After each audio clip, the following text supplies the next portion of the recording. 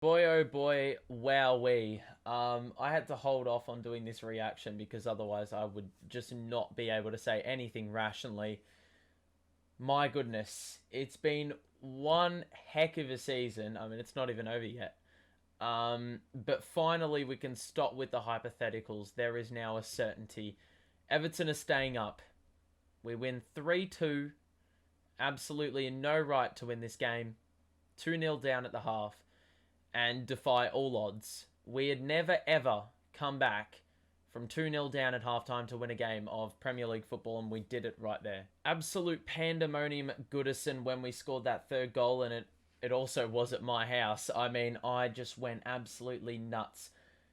I mean, we've struggled to score 3 goals in a game all season, let alone in a half, and we're able to do it right there. So, unbelievable. I think a number of brilliant things came out of tonight. I had to bring out the Everton shirt. It just felt like an obligation, given this is probably one of the best moments in the last decade. Mind you, I haven't been a full-blown Everton supporter, really outside of this year. But I just feel so proud to be an Evertonian right now. The unity on the ground.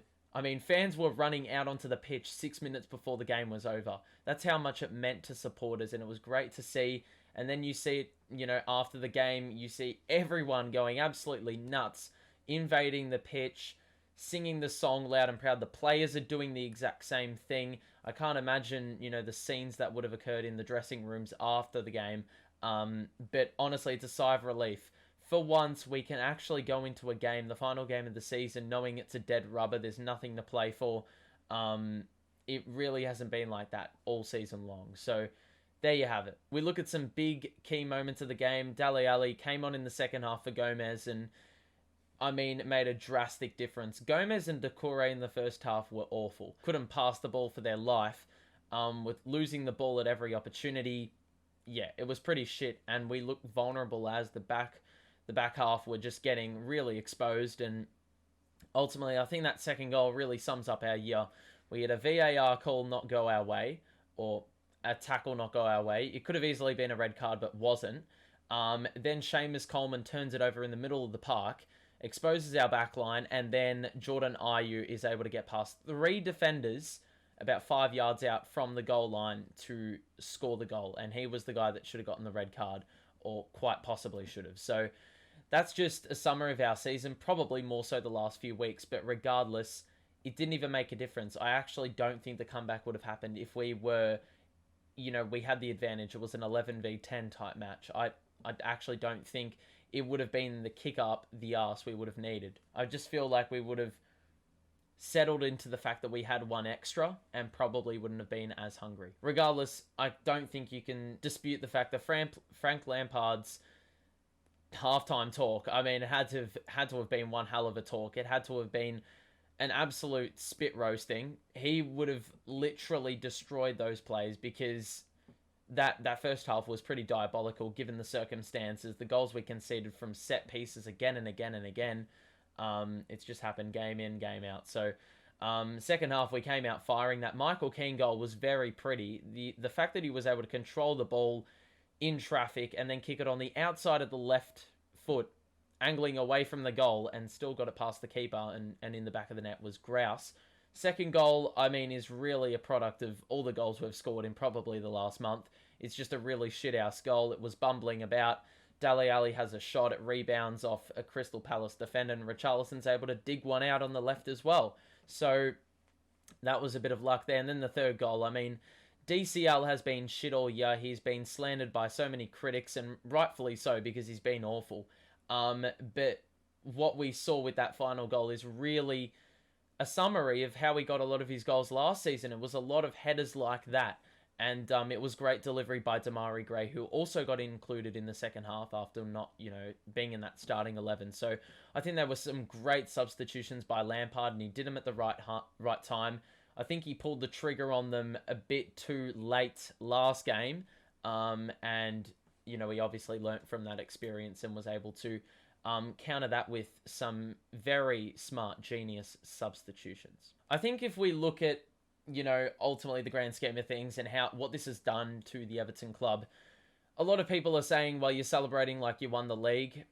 my response to that is quite simple. If you were in that position, if you were down 2-0 and you come back and score 3 goals, you're acting the exact same way. I don't care what club you go for, you're reacting the same way. You go nuts.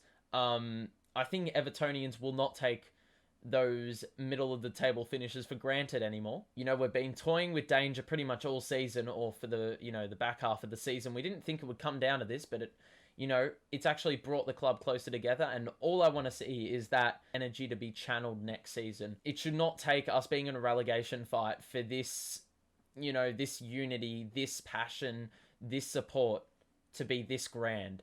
It needs to carry over to next season, and I think we can achieve great things, especially at home.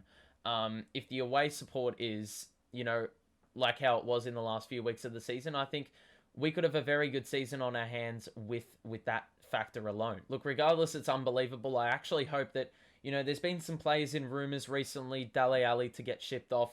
I think he really helped his chances of staying at the club with that second half performance that has kept us up. DCL scoring.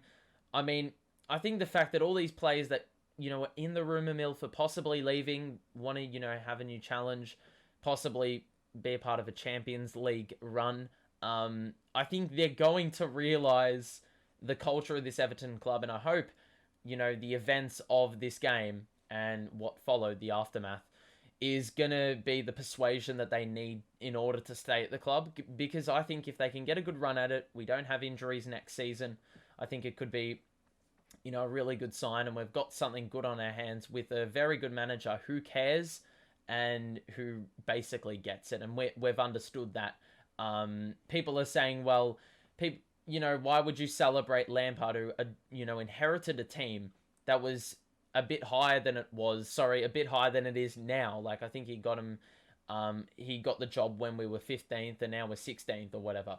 The point is, if Rafa was still at the club, the team is going down because we're in the top 5 for the first 8 weeks of the year and just went on a downward trend for about the best part of, I reckon, 15 games. So if Rafa didn't get the sack, that trend's continuing and we are not staying up. Lampard basically halted that slide, got us some big wins. We're not beating Chelsea. We're not beating Leicester. We're not beating United. We're not beating Palace from this position if Rafa Benitez is in charge. And look, I don't think we would have the same unity and the same backing that we do now if Rafa was still at the club. Frank Lampard has, inherited a club that is a family club. It needs culture. It needs this support that we've gotten. That's part of its success. And I think Frank Lampard, being a likable manager, the fans love him. The players love him. It's really brought a positive vibe to the club, quite contrary to that of, the start of the season. So I don't think the fans would be as behind the playing group as they are now if Rafa Benitez was in charge. It would be a dumpster fire, let's be honest. But regardless, this is a huge up yours to all the haters who said that Everton are going down after we lost to Burnley. Mind you, we weren't in a great position at the time, but Frank Lampard has really gotten us some good results. He's been spearheading the charge, which is really wonderful to see, and I'm really excited to see what he has in store for the next season, the upcoming season. That's where I'm really excited. The season's obviously not over yet. We've got one game to play. It is against Arsenal. Arsenal have something to play for, and we don't. We can actually sit back and relax and just watch a game of football without having to worry about the circumstances, needing to get the 3 points for this reason, which is just grouse. I just need a break from this. So yeah, that's good times. Enjoy the win. This is honestly one of the best wins probably in Everton history, you would think. Definitely in the last decade, given what there was to play for, the stats behind it. We hadn't come back from 2 goals down at the half to win a game ever. And then, all these players that hadn't really contributed this season and have been, under fire by critics, DCL, Dele Alli, those guys, most specifically. And then Damari Gray coming off the bench, whipping in a beautiful cross and DCL getting on the end of it. I mean, it's just so poetic. And it was the 1878th win, or 1878th win, for the club. And what a way to do it on this night. Even though the fact is that we are 16th, Everton has never shone so brightly. Enjoy the win. It's been grouse. One of the best atmospheres I've ever seen or ever witnessed in a Premier League game. This is what it means to the Evertonians, and the players delivered on the big stage under extreme pressure. Boy, oh boy, I'm still in disbelief. Hours after the game, I still can't speak fully rationally on it, because it's very hard to stay level-headed, but regardless, we got one game to play. Enjoy the win.